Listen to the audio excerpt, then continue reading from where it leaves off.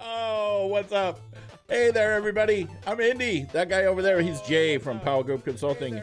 And there's an echo from the stream. Oh, that's me. I was That's causing you. the That's echo. not me. I was causing the echo. I have everything muted. I'm new, so it's cool. I'm Mew. I'm Mew. Here, let's fix this. Boop. Does that mean you too? We look like we're. If you just look to the right a little bit more, we other way. If you look to the right, other way. To your left, then. Am I right? I don't know. You've got this thing like inverted. The camera's like we're looking at each other. Do the whole Brady Bunch thing. The Brady, but yeah. Okay. What's up, you guys? E3 is coming to a close. Today's the last day, and we're still talking about it. We're still talking about a lot to talk about. There's a lot to talk about. We never finished talking about it yesterday, so even though I'm grossly disappointed in E3 this year. Really? Yeah, it's like, and you know, part of that is like the old and cynical me, but you know, the other part of it is I just don't feel like there's this big thing that is like, oh my god, it's so exciting that this is coming. Yes, you know who's disappointed in? Some people are disappointed in Nintendo because of E3, which I don't get at all. That makes no sense to me. Well, there's a couple articles about it. It's even on CNN. CNN Money. Nintendo's disappointing E3 announcement sends stock plunging. I'm going to post that in the chat right here. Nintendo's been red hot for the past few years, but investors have started to switch away from the stock. Wait, are you still seeing our feed? Because it like kicked back to auto hosting.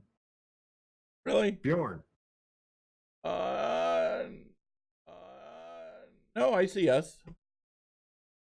That's weird. I'm Refresh. not sure what I'm looking at. Refresh. Maybe that's what I have to do. That was so weird. It went from like you and me to back. Ah, there we go. All right, yes, the refresh. Well, he is a little bit better looking. So, yes, he's a handsome young man. So yeah, I mean, it's like they dropped 6% based on the E3 Direct video, which to me, you know, and this is like what I've been preaching all week. I don't care what you're releasing in, you know, the next half of 2019. You know, when you're looking at, you know, investors and what they're looking at, they want to know what's coming at Christmas, you know, because that's the big part of the year.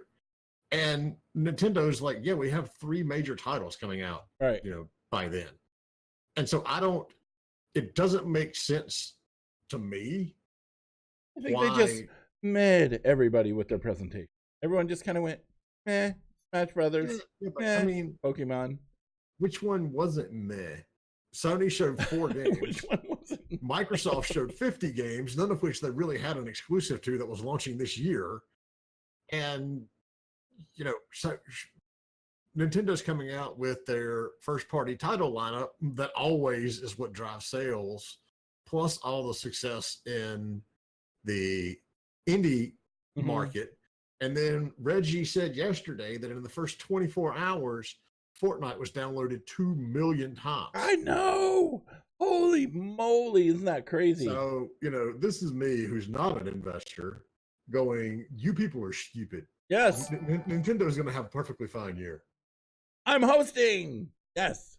Good job. Now's the time to buy stock. It is. I mean, it really, Nintendo is one of those companies that, especially, you know, you can justify a lot of selling their stock back in the Wii U days, but yeah, quite frankly, the Amiibos and the 3DS kept them afloat through that part. But ever since the Switch came out, I mean, I don't see a single issue. I mean, it's continuing to climb. You know, it's continuing to sell units, and you can see how popular it is just from the backlash that Sony's getting over this Fortnite stuff. So, yeah, I don't, you know, I never claimed to understand investors, but I really don't understand. You can play Fortnite on your Nintendo Switch. We're not buying that stock. We're selling it. Yeah. It's crazy. Well, I mean, technically, if you played, you know, the if you played Fortnite on anything else on the PlayStation 4, you can't play it on the Switch right now. On your account, right? You have to. It has to be a You have brand new account. to make another account, another Epic account, just to play it on the Switch. Which means you don't get any of the stuff that you've been working and buying on the PlayStation side. So yeah, it's kind of messed up. And I'm looking to see what the overall trend on. It's like Nintendo had a boost when they announced Pokemon Let's Go Pikachu and Let's Go Eevee, which I think is really cool that they're actually going to sync up with Pokemon Go. Mm-hmm. Not to count the $50 Pokeball that you can buy to play those games with, which I'm just like, okay, how many more ways can you print money? But it had a, just over a 4% jump when that was announced. That was only a couple weeks ago. Right. So then it was slid back 6%. I don't get it. If there's anybody who I think had the best, if I'm going to declare a winner between the consoles for E3, it's going to be Nintendo. I mean, that's just, Sony's going to be dealing with a giant PR nightmare, and Microsoft really doesn't have a driving reason for us to, buy their console. I wonder what their stocks are looking. I don't know. I have to look. But they have there's a lot more that goes into their stock, though. You got to remember, their Sony is not just PlayStation. Yeah, exactly. Microsoft is not just Xbox One. Right.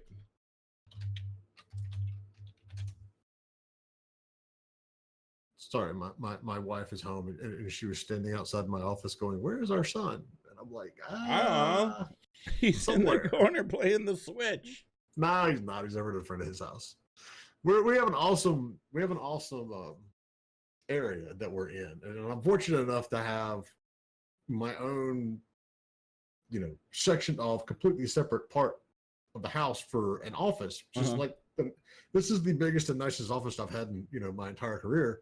But we're also still in the neighborhood, so the kids can go run around and play, and so they're, especially during the summer, they can be at anybody's house. The parents are the ones that they're going texting each other going, "Is my kid at your house or somebody else's house?" So well, that's nice to be able to do that. It is nice. I like it. So I don't get it. I'm telling these investors that they're absolutely batshit crazy. Nintendo is fine, and if anything, you should be buying stock, not worrying about what their hardware sales are and all that kind of good stuff. So, well, there's another article right here: indie games on Switch. Killer Queen. I met the devs from that. Yeah, and that's one that I missed the first go round. They also have like they make consoles, giant consoles. Here, I'm gonna put it out for that game Killer Queen. Giant consoles, and they have tournaments, and all the consoles are linked to each other, which is really cool. We actually have one in one of our comic book stores right down the road from here. But two of the biggest, what does it say in this article? Two of the Switch's biggest strengths since its release has been its strong catalog of indie games and the tremendous versatility of the built-in Joy-Con controllers, which give me a freaking, if you're playing like with somebody and they have another Joy-Con controller, they make my hands cramp up. They're not made for my hands. It's not. For kids, it's awesome. For adults, but splitting. It's a neat idea, though, to slide it down into this, and it's kind of a neat idea. I mean, I love when like Labo came out, and you really started to see all the technology and all the things that those little Joy-Cons could do. It was amazing. I mean, it was just like you wouldn't expect. And even so, we got Skylanders for the first time. We've never bought the Skylanders things. We bought like every Disney Infinity and most of the Lego Dimensions, but it was on clearance, and so we got it. And my concern was, all right, there's not all these damn platforms or pads to put down and put the pieces on.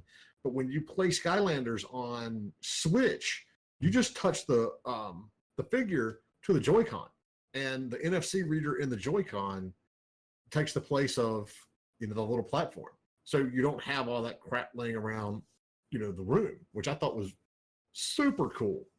But I mean, yeah, it's the, I know Overcooked because I mean I know the folks over at Team 17 pretty well, and they're, that's awesome.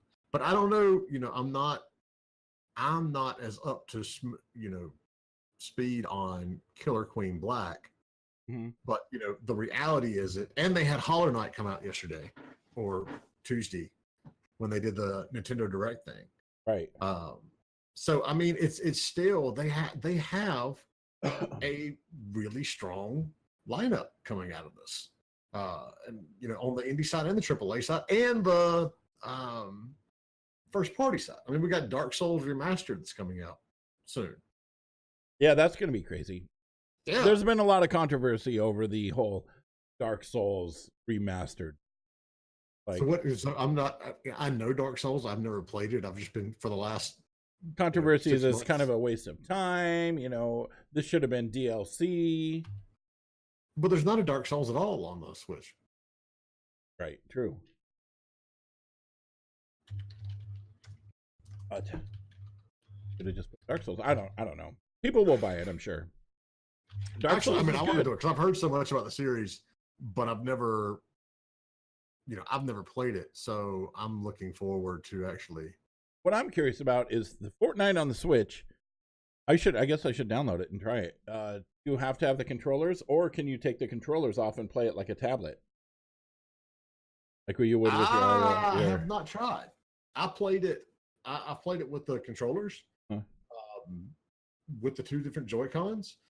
And I sent a text to a friend of mine who we mentioned yesterday. She'll be on the stream in the near future, who was the lead, one of the lead senior producers on Fortnite for like 3.5 years, up through and well into the Battle Royale days. And I was like, when you play the first game on Switch or mobile or whatever, I said, does it put you in a battle with bots? Because that was the thing that came out about PUBG, that when PUBG was brought to mobile, the first mission or the first game or 2 that you did, they were actually playing as bots to get you kind of acclimated to the game. Mm-hmm. And so I downloaded Fortnite. First game I played, I came in 4th, and I'm like, I'm decent at Fortnite. I can hold my own. I don't win very often because I suck at in-game and building and all that other stuff. But this is like the first time I had ever played it on console. I was literally trying to figure out what the buttons were, for the first 5 minutes. I did get a favorable circle based on where I dropped, but I was like, that's a little odd to come in 4th. And she said, no, she said, there's not, she said, there aren't bots. It's not, and it's not that uncommon for that to happen, because when it first launches on that, like, nobody is used to playing it on that platform. And so you get a lot of new people in there. It's not like you're up against, Ninja and all those folks when you're playing. But I thought you would play against other people on different consoles and PC. You can set it. That's an option. But when your default setting is you're only playing against people on your platform, but you can go in and change it. I would probably be pretty good on it then. I know. I mean, it's like, so, I mean, it runs fine. I didn't, some people were talking about frame rate issues. I didn't have a frame rate issue. It looks good now that it's, actually running, because the first night you couldn't even get into the servers.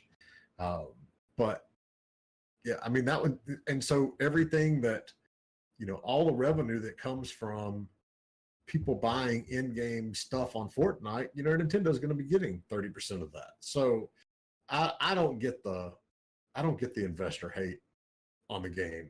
I think it's on the platform and the company. I think they're going to be absolutely just fine. And it's Nintendo. Nintendo has always bounced. Yeah. And they bounced back strong this time. From the very first few versions of consoles, what's left? Nintendo. Yeah. I mean, Sony did come in, and Sony has been around, but I mean, Nintendo has held its own way. The NES. And And they're going to be putting out another one of those things, one of those, NES minis or throwback whatever machines for Christmas, which is just going to sell a bajillion units as well. So and and they're neat, but it's just like that would just take up space for. I have an emulator. I'm not. You can emulate stuff and yeah. On an arcade cabinet. Oh, Mario Tennis is coming out next week, which I'm actually kind of excited about. The tennis games from that are pretty fun.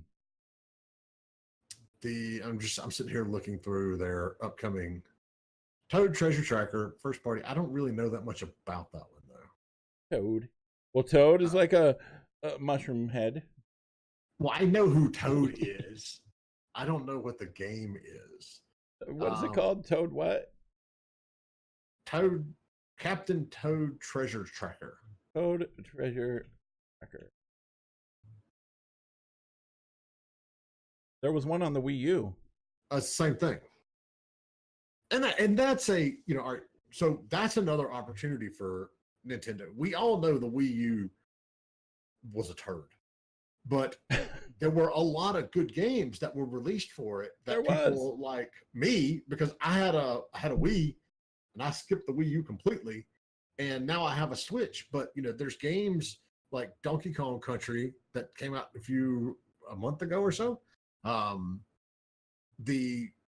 This one, and there's going to be more. I mean, even Mario Kart was basically just an updated version of the Wii U, and that's something that it doesn't cost Nintendo a lot to do it, and they're not really going to get a bunch of the backlash because, quite frankly, not that many people had a Wii U.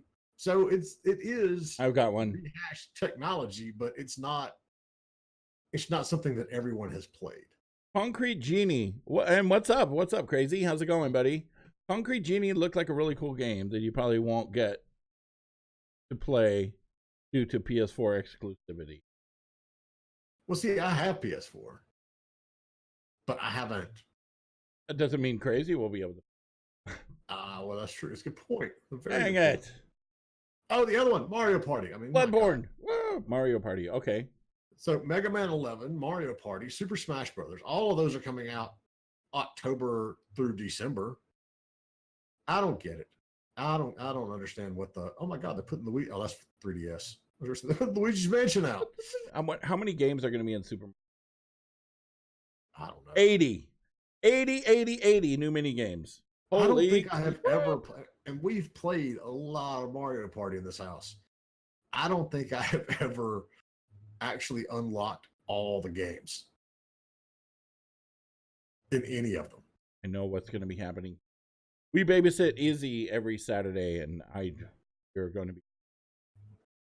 Oh yeah, absolutely. You can't not do it. That was like October 5th, 2018. All right, I'm looking up Concrete Genie. Yeah, that's okay.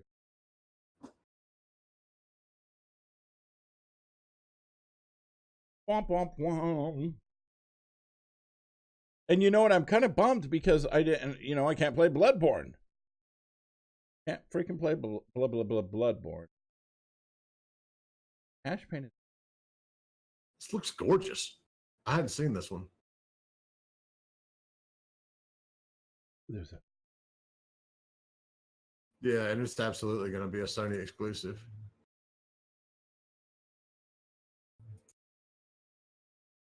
So while we're looking at this, let's get the latest update on the Sony Fortnite clusterfuck situation. Okay, the clusterfuck. Alrighty.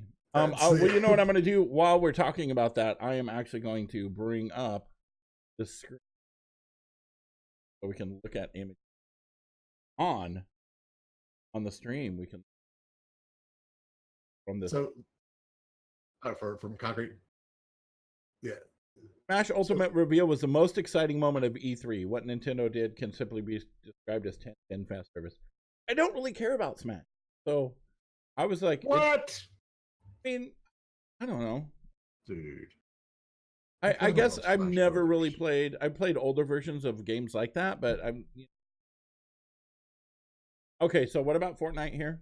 Not to derail you because that's what I do. Yesterday we talked about how if you had ever logged into your Epic account from a PS4 and then you tried to log into the Switch the other day, it completely locked you out and there's no way to do it. You know, if you had logged in with a PC or mobile or an Xbox, no problem. If you happen to have played it on a PS4, which a lot of people have because they have hundreds of millions of these things out there now, you were completely locked out. And it has absolutely taken the PR wind out of Sony sales. I mean, they had this same thing pop up with Rocket League, the same thing with Minecraft, and now it's Fortnite. But this time it's the, you know, masses of Fortnite players, you know, 125 million Fortnite players as of the other week is what Epic said.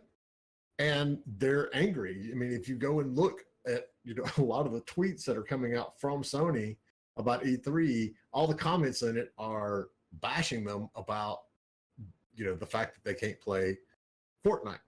So, I mean, even the BBC picked up on this thing yesterday in terms of news. And so Sony issues this statement and they said, with more than 80 million monthly active users on the PlayStation Network, we've built a huge community of gamers who can play together on Fortnite and all online titles. We also offer Fortnite crossplay support with PC, Mac, because there's a shit ton of people playing, you know, Fortnite on their Mac, iOS, and Android devices, expanding the opportunity for Fortnite fans on PS4 to play with even more gamers on other platforms. And except for Xbox. They're like, fuck that you, basically Microsoft. says, yes, we feel like we've got the crossplay thing.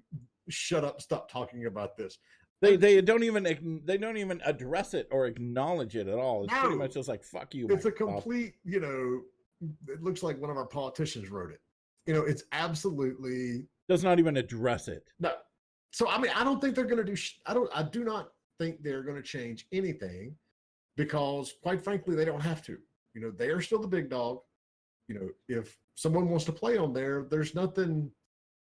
You know, this PR nightmare is going to have to start hitting some, you know, stock numbers and investor prices before anything happens. Well, you know what? Here's what I think. I think they check their demographic and they're like, the demographic for people that's going to play Fortnite is going to be kids, right? 14 to 18 or whatever. A lot of those kids, they don't have a computer. They don't have an Xbox. They only have a PlayStation. So who cares if we allow all of this other intermingly? We're not going to let them play with people on Xbox. We're not going to allow them to log into other accounts because they don't need to. Long term, this is going to bite Sony in the ass. Short term, not really. Yeah. You know, and that's the harsh reality of it. You know, everybody else is all playing nice now. They're not going to. That's their prerogative. But at the end of the day, you know, it's going to hurt them in the end. And so we'll see. I don't expect them to change Their name to Noni, not Sony. No. Yeah. Noni. So, all right. So if we got the, do we have the pictures from Concrete Jungle running? Concrete Genie? Yeah. I mean, I can bring them up again. Oh, sorry. I was looking at them online. And so. Oh, yeah. I had them up behind us. Did you want to talk about Concrete Jungle? I mean, I'm looking at it right now. I haven't even, it's a fantastic looking game. I think, and just from the, is it Concrete Jungle? No, it's Concrete Genie. Genie. It's a game about a bullied teenager named Ash, who, I wonder if he's related to the kid in Pokemon, who escapes his troubles by painting spectacular living landscapes and mischievous creatures throughout his abandoned hometown of Denska. As he masters this magical paint, he discovers it can purify Denska's polluted walls. Can Ash overcome the bullies and paint his hometown back to life? I mean, is that what he does? He just runs around and paints? I guess. I mean, is there fighting? Either way, it's beautiful. And you know what I like about this? It's not like a hyper realistic game. It's stylized. You know, that's the thing. So like a game like this, because it's stylized, along with Fortnite too. Fortnite's going to carry on for years. You know what I mean? They can have that exact style for the next 10 or 15 years, and it's going to really, it's gonna carry. It's not going to be like, oh well, this looks old, but it's because it's stylized, and the using the new technology right now, the trying to make it hyper realistic. We are, like we talked about yesterday, we are at that point, but not quite. So a game now in 10 or 15 years is not going to carry over that well. It will look like an old game. Yeah. Let's get. You can basically paint environments and genies, and the genies sometimes can interact with stuff according to what they have shown in the trailer. Yeah, I'm watching the trailer right now. And it looks like it's fairly simple mechanic for painting these things. But yeah, this looks really cool. I'll play it. I'll play the audio too.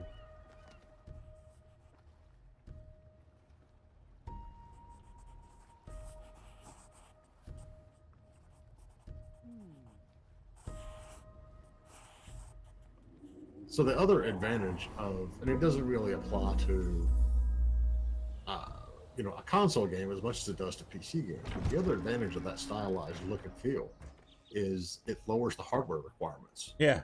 And that's one of the reasons that you see when Fortnite came out, it performed so much better than PUBG did, even though they're using the same engine. It's, part of it was the art and the way that everything was created. Part of it was because Epic knows their engine much better than Bluehole does. But you open yourself up to a lot more consumers. Wow, this is totally mesmerizing, dude. It is. Holy crap! Look at that. Everything's alive.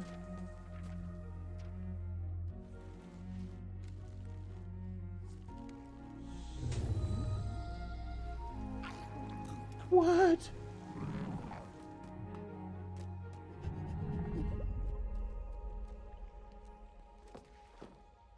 Oh. Punks. And you know what? This game's going to hit home to a lot of people simply because of the bullying aspect. It absolutely is.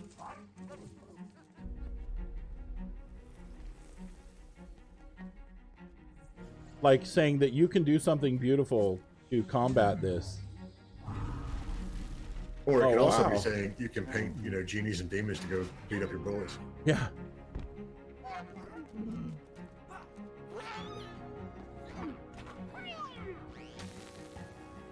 So I wonder how much freedom you have to create pieces of art, or at the end of the day, is everybody's going to look the same?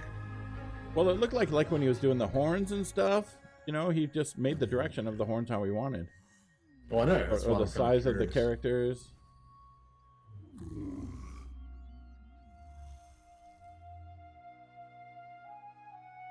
All of that needs painted, dude. Now I'm sitting here thinking about Jet Set Radio.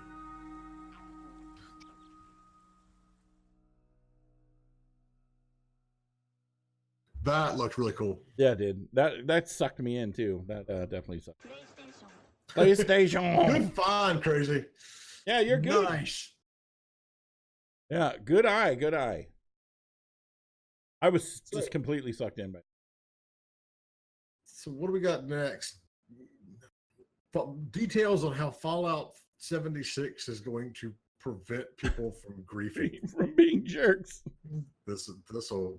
And I know that they've had several interviews, talking about how they're going to do it. Have you read any of the updated stuff on Fallout 76, Indy? I have heard people talking about the updated stuff, but I haven't read. I haven't saw official information. That somebody had I'll have to go pull it up on Reddit, a massive data dump from all of the stuff that has come out through the interviews and demos and things at the show. Mm-hmm. but basically what they're, because the concern after the initial launch was, great, you're going to put people in a multiplayer game and give them nukes, and you think they're not going to, completely turn into, of course they are, assholes for, That's the goal of the game. Exactly. And I have to find where that article was, but the gist of it was, there's not going to be that amount, that big of a damage benefit from nuking somebody. The main purpose of the nukes is going to be nuking places that are uninhabited, and then going in there, it's going to be like a raid zone in WoW or whatever, so where you get some of the really cool items and crafting pieces and all that kind of good stuff. Mm-hmm. It's going to come from going into these areas. It's not necessarily going to be a damage thing, because they're saying the world is going to be 4 times bigger than Fallout 4, but a server is only going to have like 20 or 30 people on it, and you'll be able to see where the people are at all times. Well, so here's what it says. Here's what the article says. Death isn't supposed to be a super negative thing. You don't lose your progression. You don't lose stuff. Somebody can't kill you and then take everything in, and then you have to start over. The question remains how PvP will function exactly, but Hines emphasized that it's not a dog-eat-dog world. Think of PvP more like issuing a challenge to somebody as opposed to just, no matter what I want to do to somebody, I can. Yeah. The game only lets that go so far before you can basically say, I don't want to participate in this challenge anymore. He compared it to fighting a Deathclaw in Fallout 4. You attempt to kill the Deathclaw and die. When you respawn, you can either try again or you can move on and do something else. That should kind of be how it works for any human person. You can't keep coming back after you. Just like the Deathclaw wouldn't come across the map.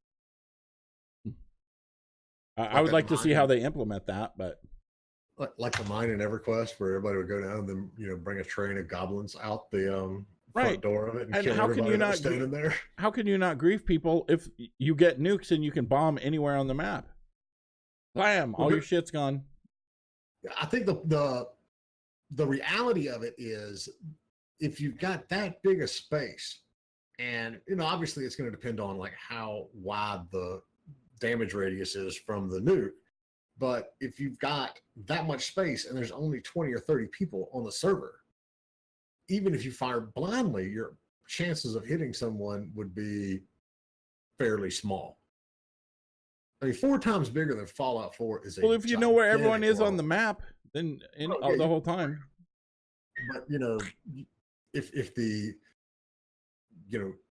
if what you're incentivized to do is bomb somewhere so you can get in there and get the new items and the more in-game stuff, then it's not really gonna, there's no point of going and killing the other people. If they don't lose anything and they're just going to respawn, and even if you bomb their little camp or village or whatever it is, all the stuff will be back, then what's the point in doing it? People will always do what you incentivize them to do, the golden rule of humans. And so if the incentive is stronger to nuke somewhere that is, wide open, then you're 9 times out of 10, that's what they're going to do.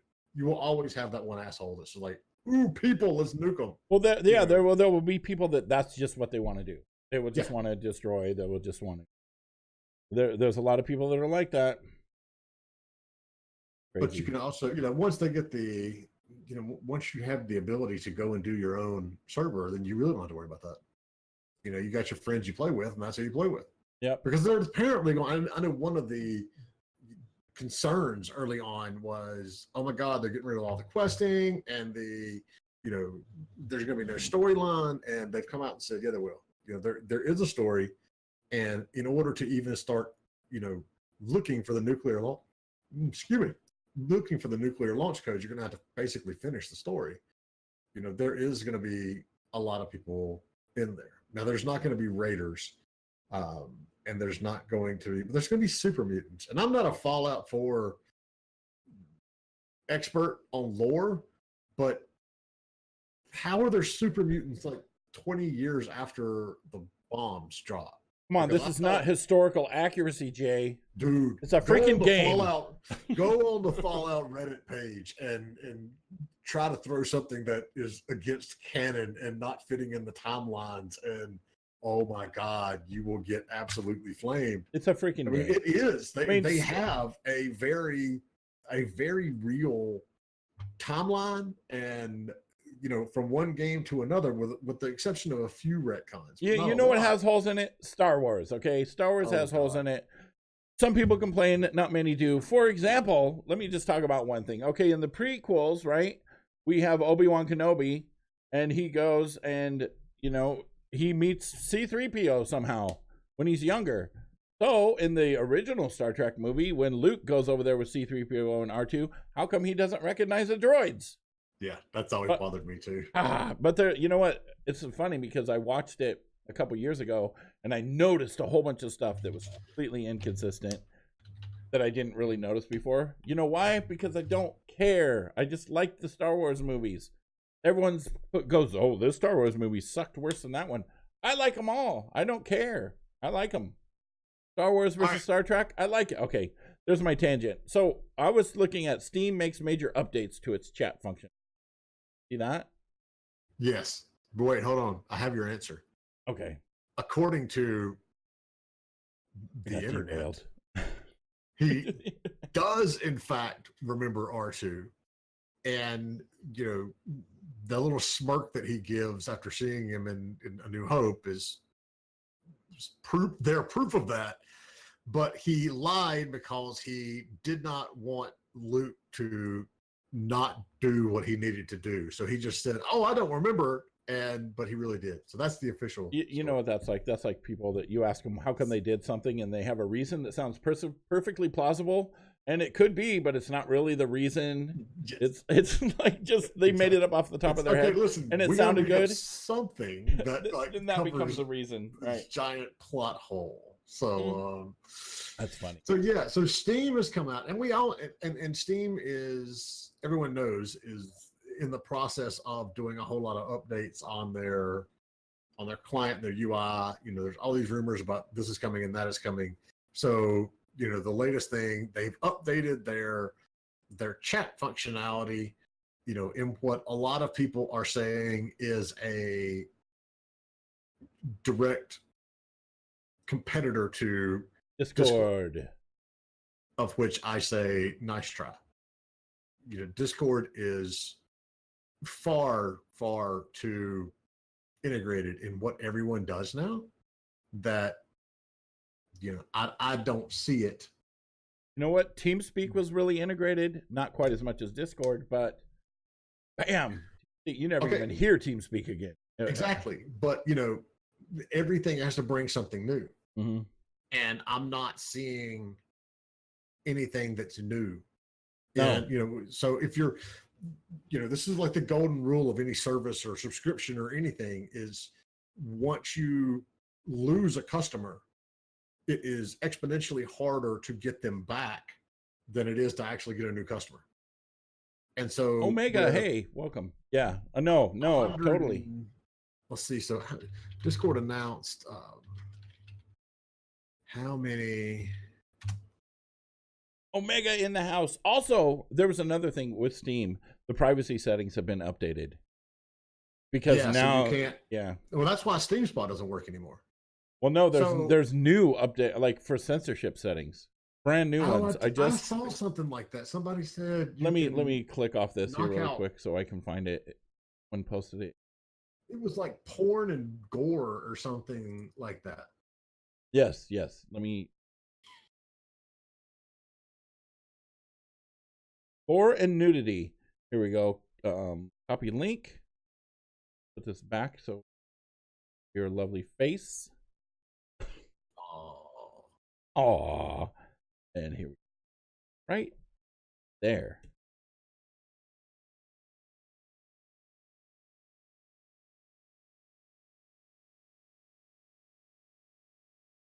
But as far as competing with Discord, you're right. Discord is so integrated into So the article that came out like right before E3 started, well, not like a month before, is that they have tripled their user base in the space of 1 year. In May of last year, they had 45 million users.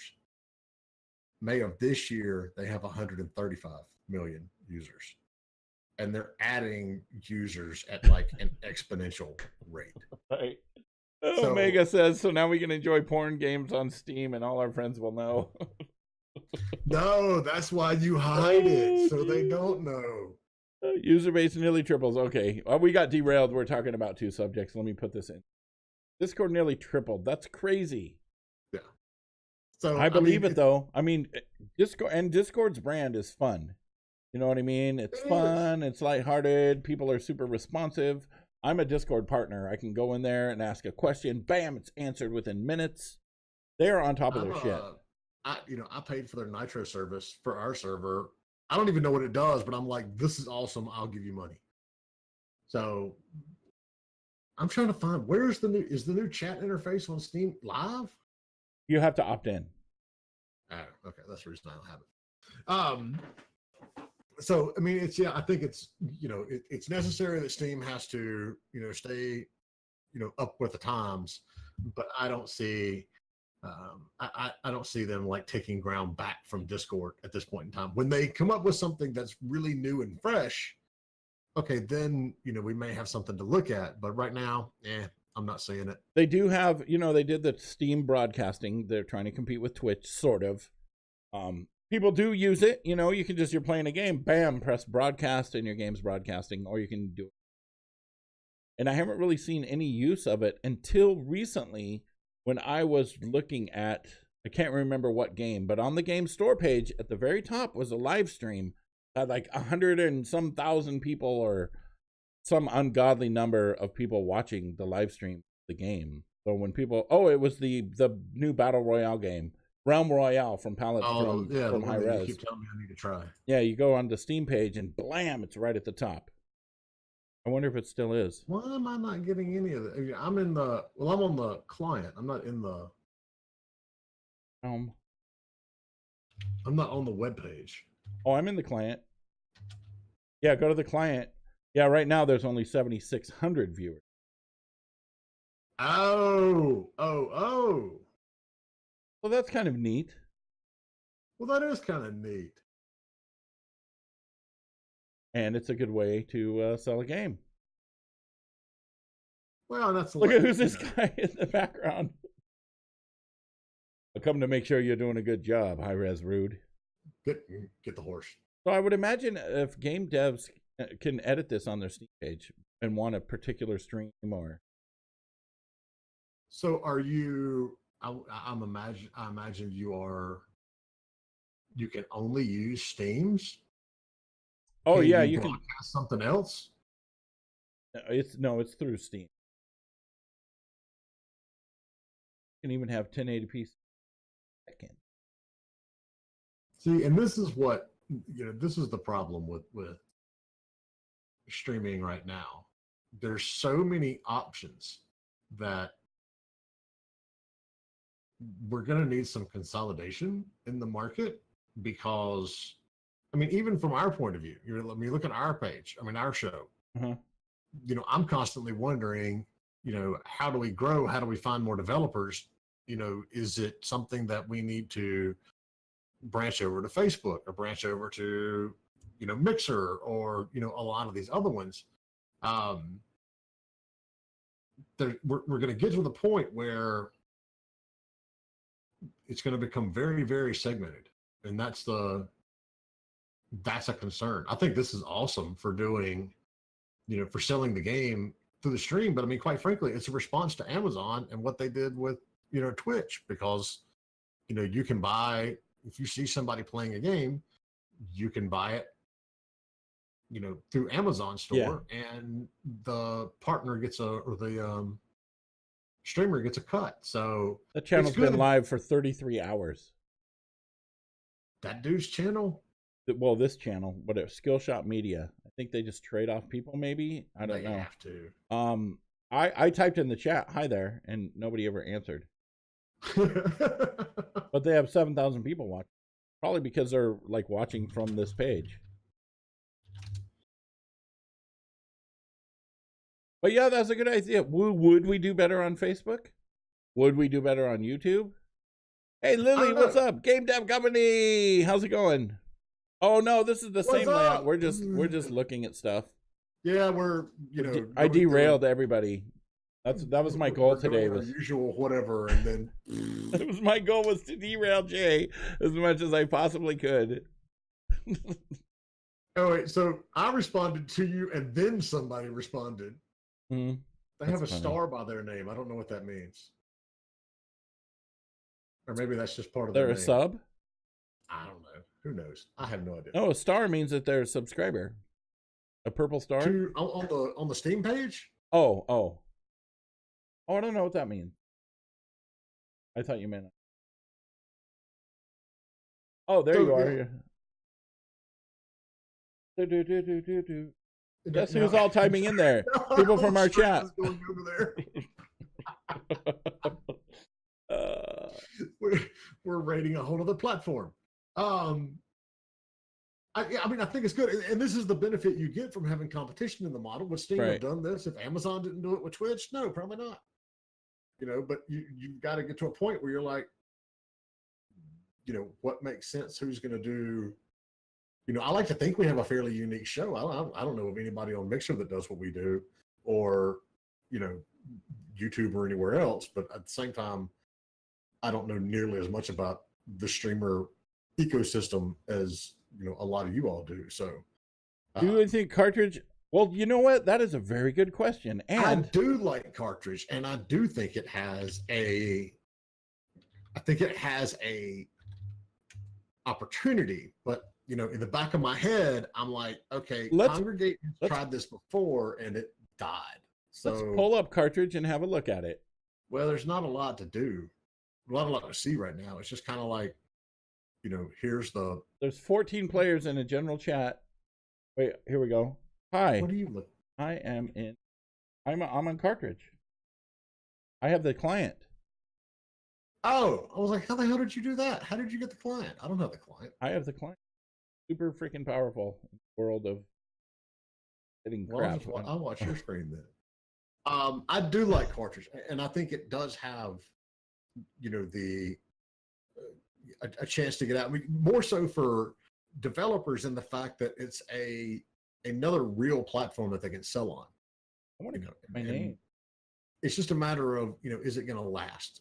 Because it's not the first time that Congregate, and you got to remember, Congregate's actually owned by GameStop, or one of them owns the other. It's all the same company. They tried doing this stuff earlier, and it didn't really float. I have another Congregate account a long time ago. Yeah. So there's home, what it is in home. I mean, I don't. There's nothing different. Their model. I got to find the notes on this because I looked at it a while back, and I think we talked about it on our episode when we were discussing the where to sell your game. Let me see. Wait, you can publish a game through upload a new game. Uploading your game is easy. Are there requirements for a game file? What assets do I need? Pretty cool. You can just submit a game through the freaking client. Ooh, and then when you highlight things, they move. You mouse over them. Ooh. So the biggest draw for cartridge is its impressive revenue sharing model. All developers will be able to earn 100% of their sales for the first $10,000 on a per title basis. So if you launch 3 games, you get to earn the first $10,000 per game. And then what does it go to? What's the percentage? I'm pretty sure it'll be the standard 50? After that. 50? First announced as a timed exclusive, this deal has been extended indefinitely. Cartridge receives 90% of all money earned for the next 40,000 in sales. And then developers can choose to end their exclusivity at any time. I keep telling Once them the to get a caps have green been screen. met, developers return to the standard revenue share of 70%. Keep telling them to get a green. I'm working on it. You could get one pretty cheap for like $30 or something. Staple it to the wall. Especially since we're doing more like this, it looks completely stupid that I have this big box behind my head. I mean, I can literally go get a piece of chroma green and hang it from a wall when we need to. I could totally green that out. Okay, so my biggest problem with cartridge is their number 2 thing right here is point, click, and enjoy. I freaking hate point and click games. Is that what that is? Is that like a whole section of? Yeah, here's fun with friends, which is behind my head. Here's the part. There's like a shit ton of people out there, mainly the entire casual audience that we used to sell games to, that absolutely love them. I know. And to derail further, did you see the news that Grim Fandango and what's the other big one from Tim Schafer? Two of the classic shows are coming. Games are being completely remastered, and they're going to re-release them. Who was it? Hey, I worked on some point and click games. I worked on The Silver Lining, which is like a spiritual successor to the one that King Graham was in, and I worked on Erica Reed, a cognition thriller. I worked with Jane Jensen on the game Mobius. Oh, I know that one. Yeah, I did animations on. So Grim Fandango and Broken Age are both being remastered and coming to the Switch. That's awesome. Grim Fandango especially. I said Fossil Hunters. So, good game. So we're on, our schedule, and I promised Game Dev Company that, we would talk about Cyberpunk 2077. Okay. And now I lost my notes. Womp womp. So, have you seen the latest Game Dev? They have there's apparently hour-long demos that gameplay demo. That the press has been able to play at the show. How Cyberpunk 2077 quest will be different from The Witcher 3. Interview. Post this in so it's still going to be, single player. Multiplayer will most likely come out sometime after launch.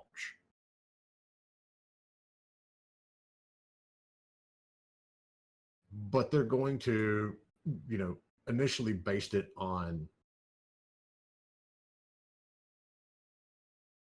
the same highlight, the same story-based first-person, because like EA says, nobody wants single-player RPGs anymore. Yeah, exactly.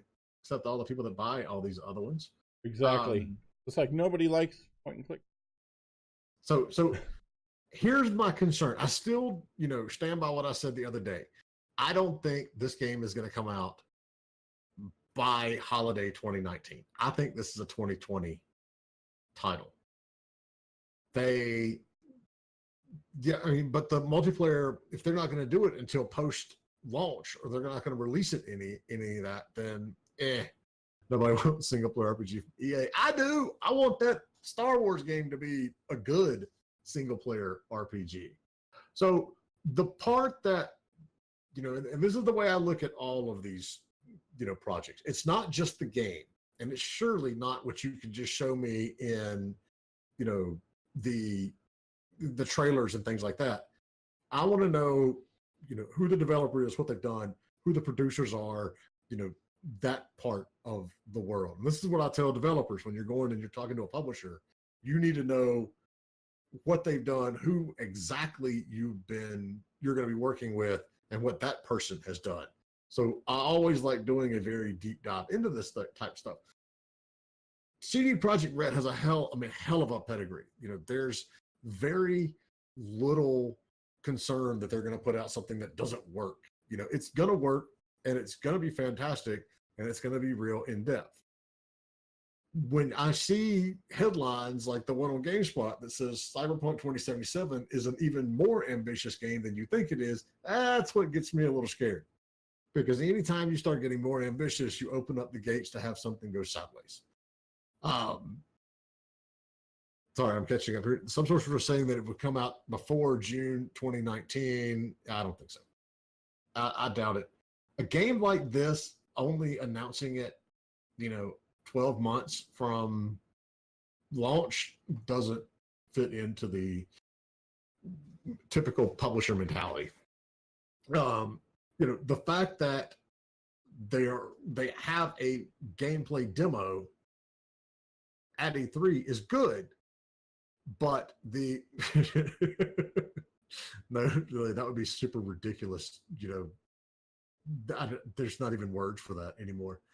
But you got to remember, when you go to one of these shows with a game, you notice none of these interviewers or none of these press people are saying they played it for an hour and it's open and all this other stuff. Even if you let the press play your game at this stage, the demo is so completely hand walking you through everything, is very tightly controlled, that you can't really take a lot from it.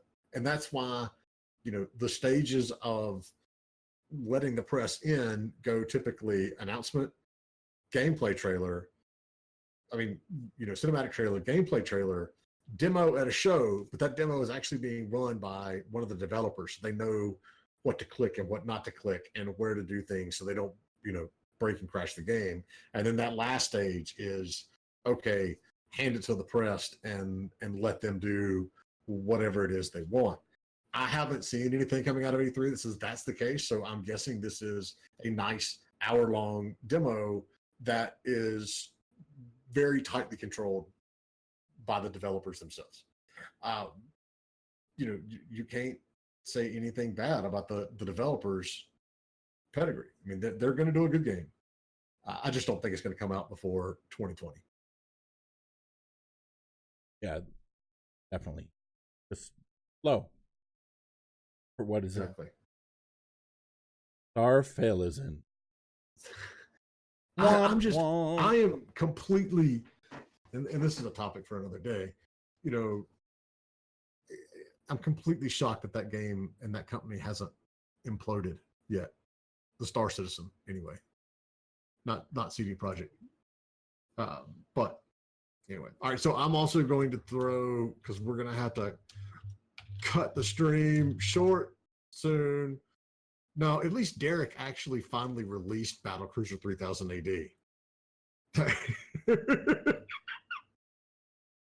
If Derek is secretly behind Star Citizen, that is going to be epic, given their fights, all the way through.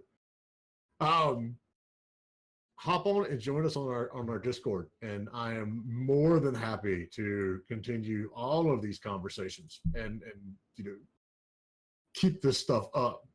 But yeah, I know we're gonna have to cut it soon. So is there anything, before we go, is there anything else that anyone wants our highly cynical opinion on, or Indy, is there something that we've glossed over or something that we missed today?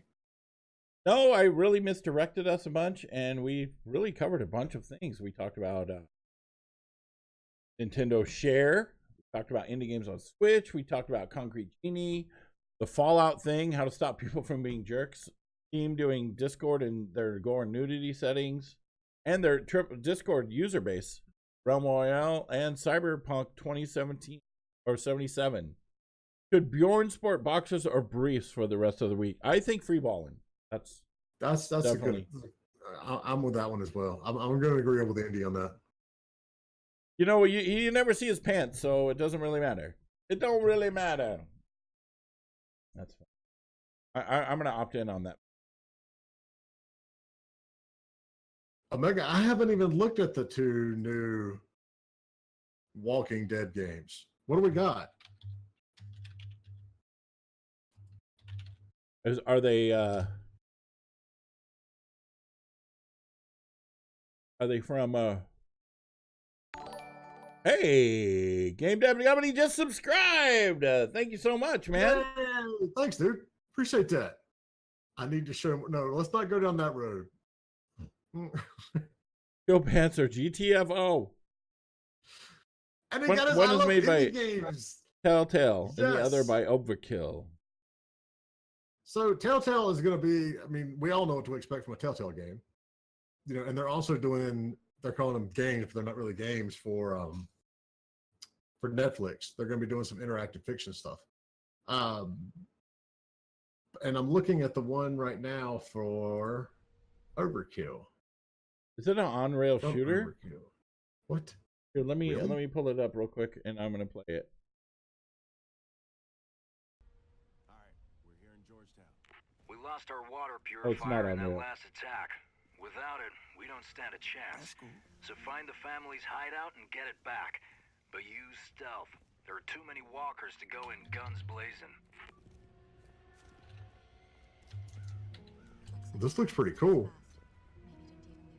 It looks like State of Decay. That's cool. But better.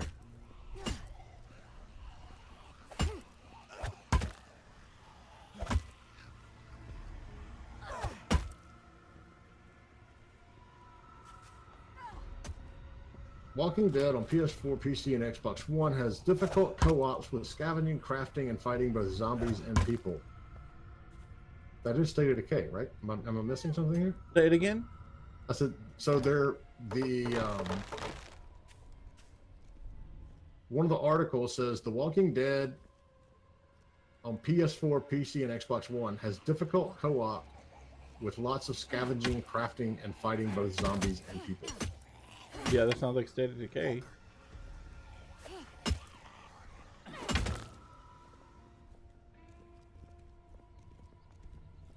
You know, this just looks like Left 4 Dead. State of Decay is more like a management game, though. You know, I wasn't a big fan either, Bjorn or Lily. I want to see some heads get chopped off. Yeah, I like Walker, over management there. games. Out. 4-player co-op action FPS where you and your friends fight the dead as well as the living, set in the Walking Dead universe and created together with Robert Kirkman. You and your group try to survive in a post-apocalyptic Washington, D.C.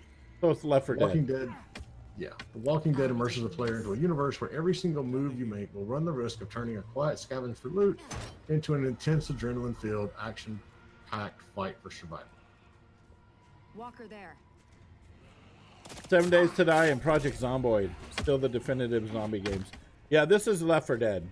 And Left 4 Dead is fun, but honestly, if I play it for more than an hour, I get bored. Oh god, that's gnarly.